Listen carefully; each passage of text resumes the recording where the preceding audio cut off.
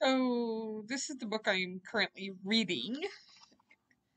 I'm going to read a little bit of chapter 1. So, chapter 1, titled, We're Wired to Maintain a Healthy Weight. Suppose you had a fat meter that would send out loud stop suddenly to your brain once you'd accumulated enough fat. Suddenly, you'd have no desire for pizza, ice cream, and potato chips. You'd look at these favorite foods, even smell their enticing odors, and wouldn't even be tempted. Or maybe you would decide to eat anyway, and your metabolism would just rev up and burn off the extra calories. Nice fantasy, huh? Well, it's not so far-fetched. Believe it or not, you have had that built-in mechanism. Why then, you're asking, do you always feel driven to eat even though you consider yourself overweight or struggle to maintain your weight? And why do you always feel, and why do you gain weight when you aren't restraining yourself?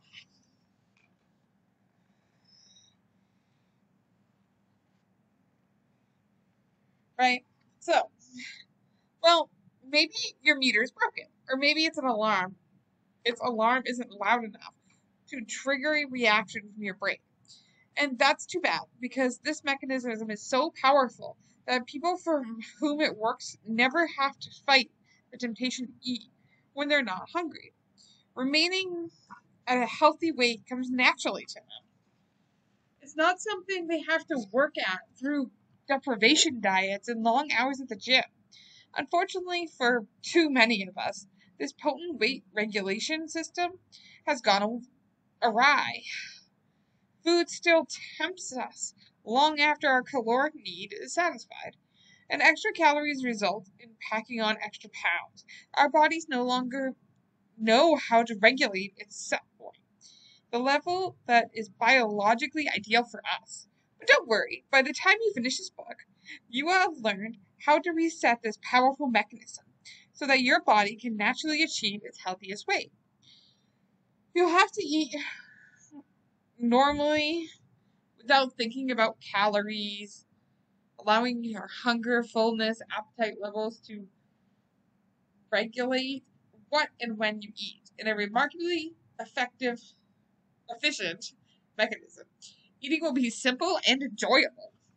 That's a lot of claims for one book, um, in my opinion. Anyway, so set point, your ideal weight. When it's working right, this weight regulation mechanism is as precise as the most sophisticated scientific instrument. Don't believe me? Just consider a 50-year-old woman who weighs about 50 pounds more than she did when she was 20. If she eats about 2,000 calories a day over the course of 30 years, she takes in about 22 million calories. Since 5 pounds of body fat stores about 17,500 calories, that means that her body was just stores about 17,500 calories. That means that her body was just 0.08% off in balancing energy in versus energy out. This amounts to a difference of about 50 calories per month, less than the calories in one egg.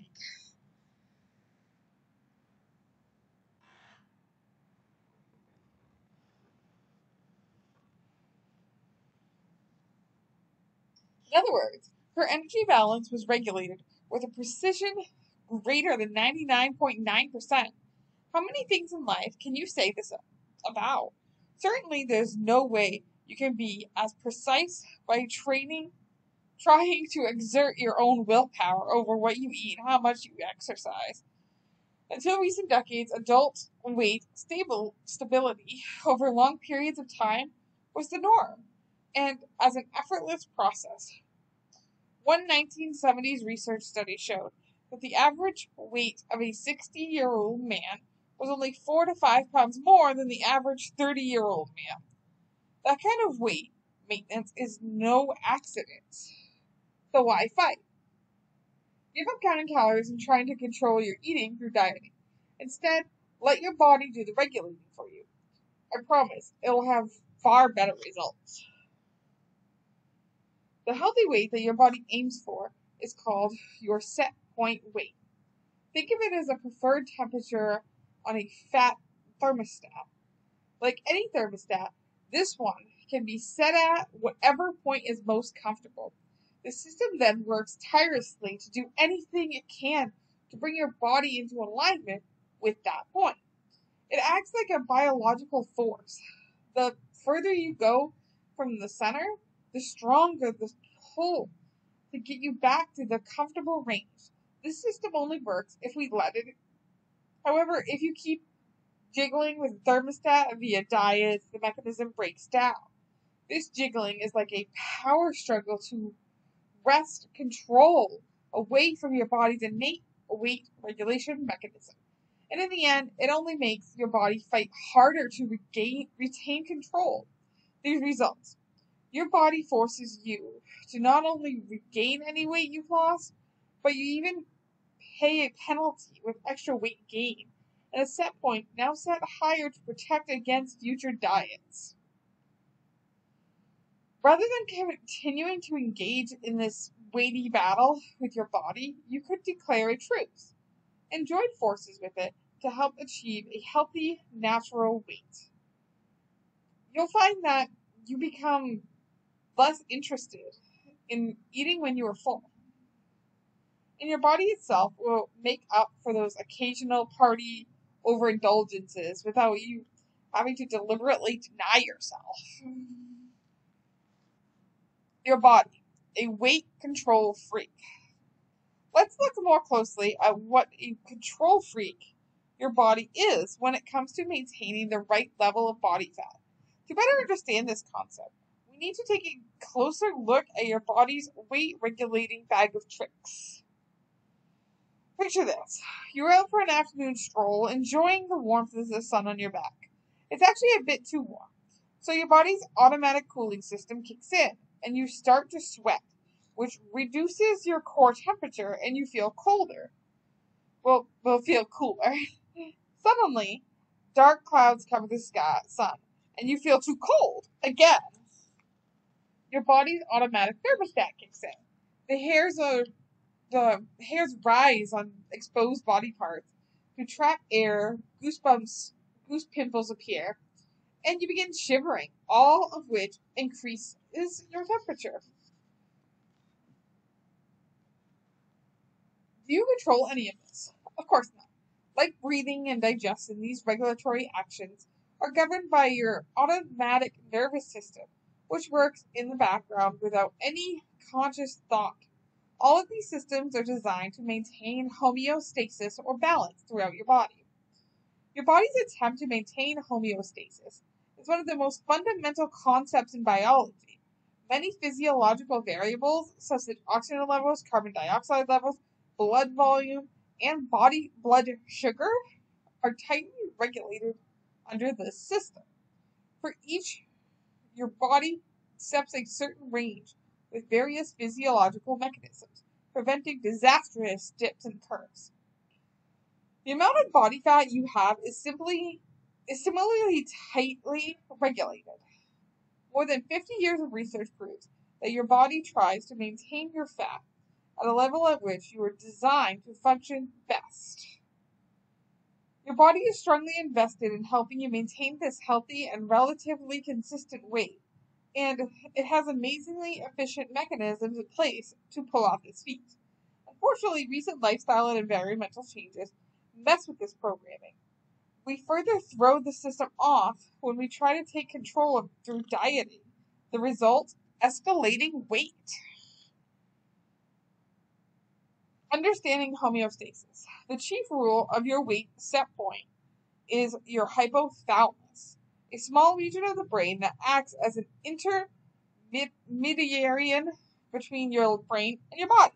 The hypothalamus is kind of all-knowing sensor.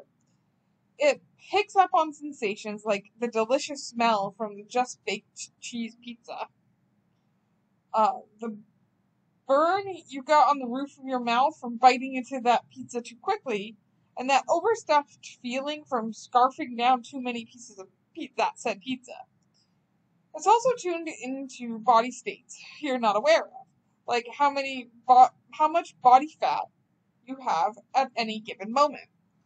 The hypothalamus reacts to the message it receives by signaling other body tissue to release hormones, enzymes, and other chemicals to push you back into homeostasis. For instance, if you're losing weight and you are below your set point, your hypothalamus might direct other body systems to regulate your eating and activity levels, as well as your metabolic efficiency, the rate at which you burn calories, to get you to regain the weight. At first, the hypothalamus enlists your help. It can initiate the release of particle hormones that influence your appetite and mold your drive to eat, including changing how food tastes and how much it appeals to you. It can also lead you to actually crave higher fat food. It wants you to get concentrated energy and gain weight. It can even decrease your drive to move, leading to serious couch potato behavior. These actions are particularly strong if the hypothalamus senses that body fat levels are dropping too far below the set point. Undereating sets you up for brain activity that produces an urge to eat way beyond the ability of food to satisfy your hunger. Of course, sometimes we're able to temporarily override the hypothalamus's effort to restore homeostasis. For instance, if you're trying to lose weight, you may be able to consciously overcome feelings of hunger through your own willpower. People on diets manage this, albeit not for long. Or perhaps you don't want to cancel on your friend, so you make it to the gym despite your feelings of lethargy.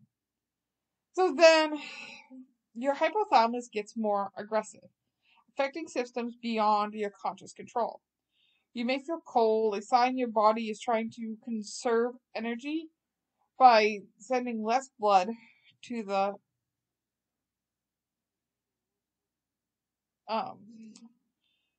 hypertrophy,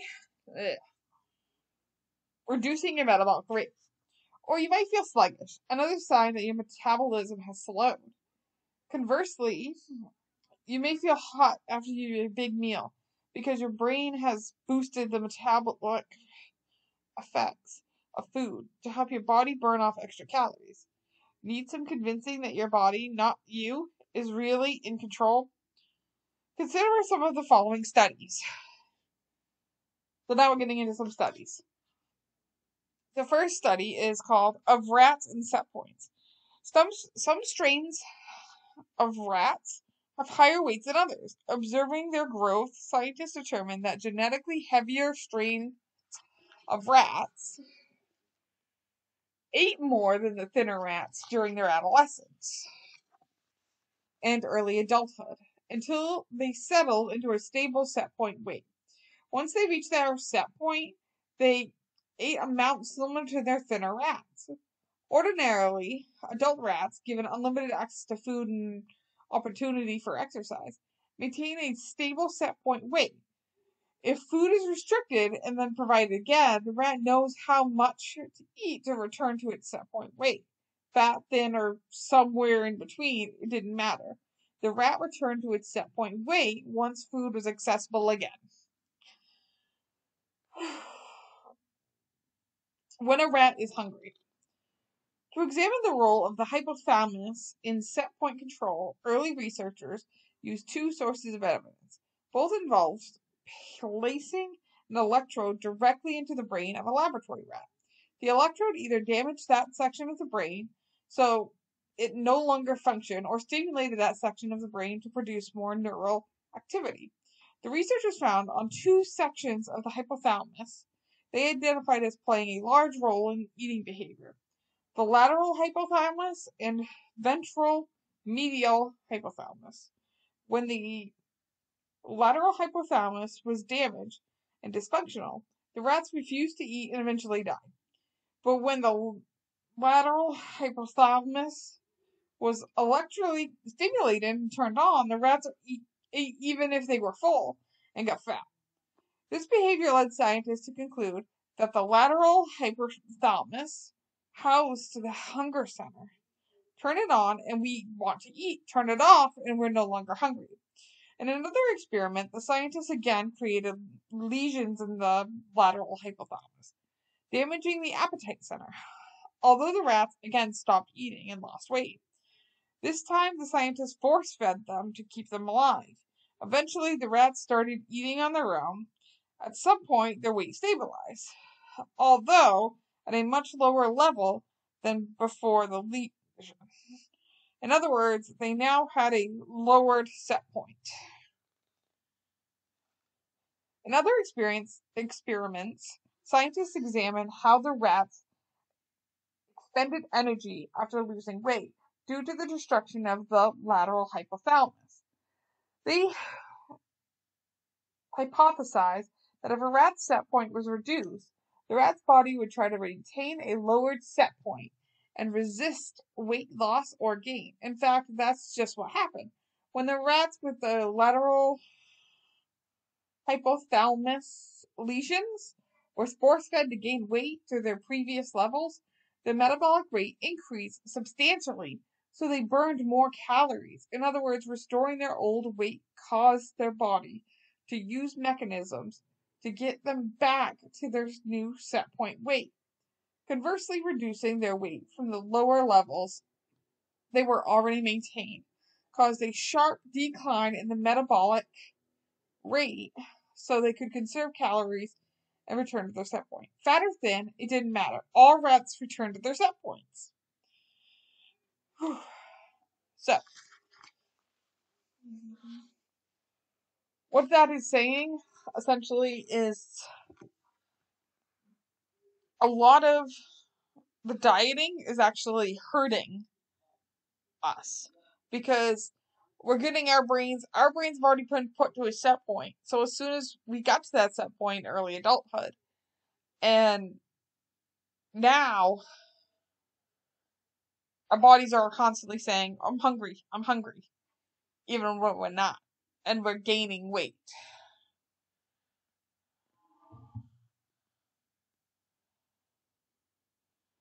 So, identifying your set point. Your set point is the weight you maintain when you listen and respond to your body's signals of hunger and fullness.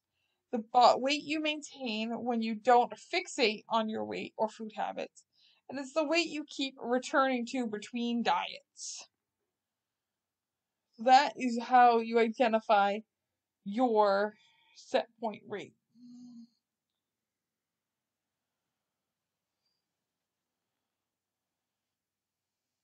So now you understand the role of your hypothalamus plays in maintaining fat homeostasis, or your own set point.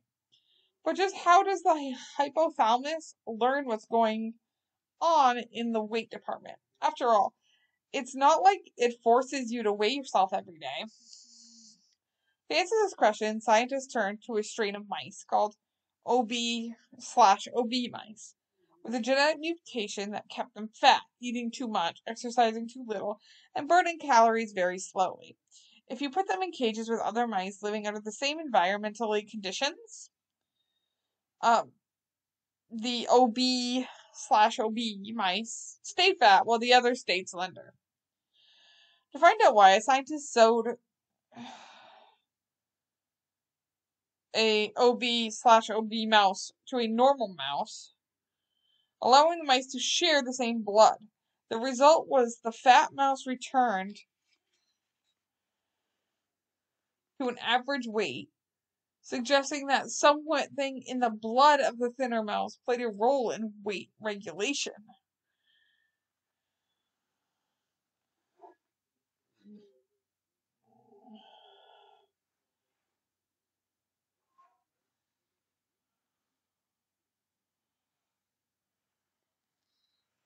So, that brings us to what does it all mean? I know I've given you a lot of information in the preceding pages.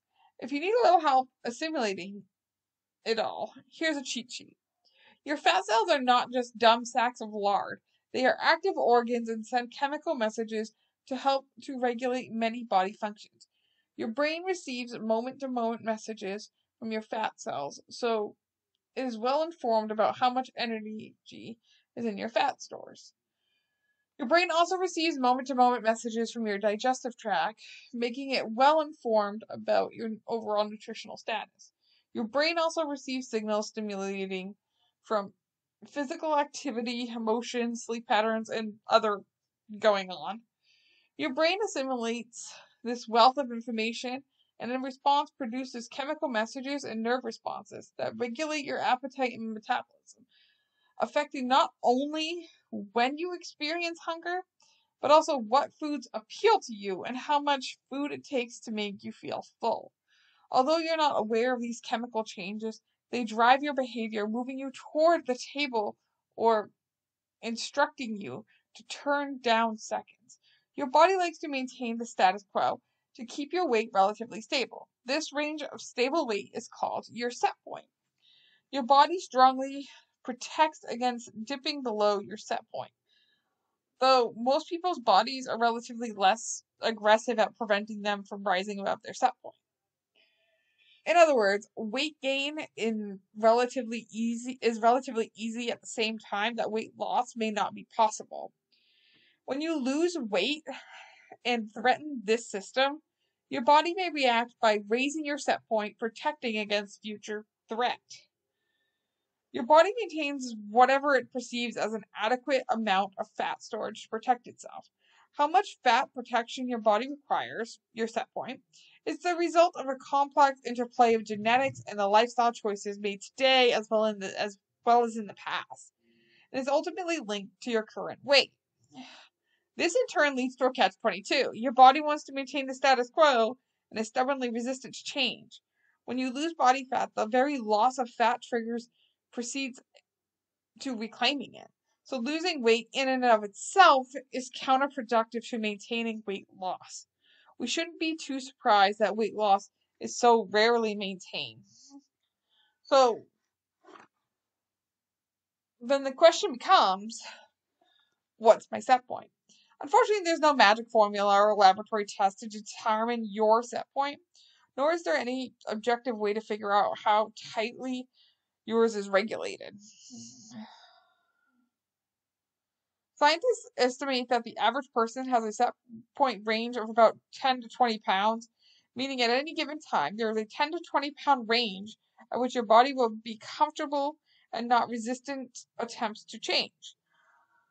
So, losing/gaining small amounts of weight may not be difficult and won't be met with compensatory actions if you're within your set point range. But you can find your own set point. How? By listening to your body and eating normally. You learn more about how to do that throughout this book.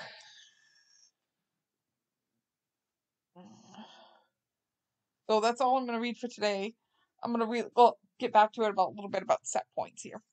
But I'm not reading every page, just kind of hit the highlights because I think it's an important topic. Anyway, goodbye for now.